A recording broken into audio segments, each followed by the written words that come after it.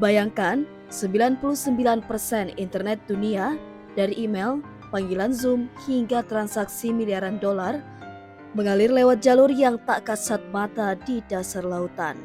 Tapi kini Amerika Serikat ketakutan karena kabel-kabel itu mungkin sedang diintai China. Kabel bawah laut, biasa disebut submarine cables, adalah tulang punggung internet global. Ada lebih dari 400 kabel aktif membentang ribuan kilometer dari satu benua ke benua lain. Tanpa mereka, tak ada WhatsApp, Netflix, atau Zoom meeting Anda. Namun, karena letaknya di dasar laut dan jarang dibahas, infrastruktur vital ini justru jadi sasaran empuk bagi sabotase dan spionase.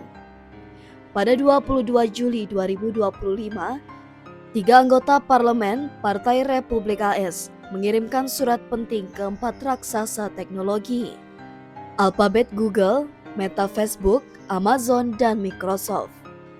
Surat itu menekan perusahaan untuk mengambil langkah perlindungan ekstra terhadap potensi ancaman dari China. Intinya, beritahu kami apakah kabel Anda pernah diutak-atik. 4 perusahaan Cina yang disebut secara langsung dalam surat itu adalah: 1.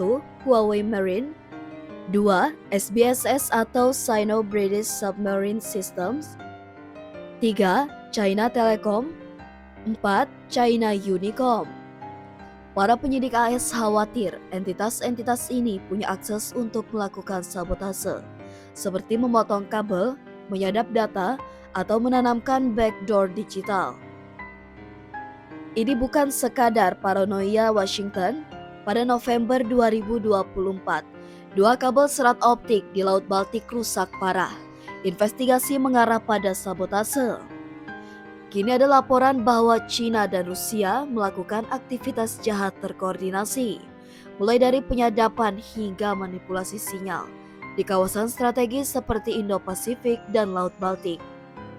Amerika tak cuma takut jaringan kabel fisik rusak, tapi juga resiko spionase data.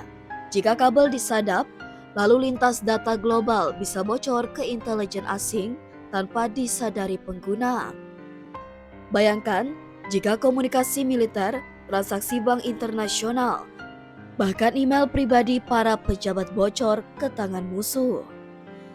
Ketua Komisi Komunikasi Federal atau FCC, Brendan Carr, menyatakan akan mengusulkan larangan keras terhadap semua perusahaan AS menghubungkan kabel baru ke teknologi buatan Cina.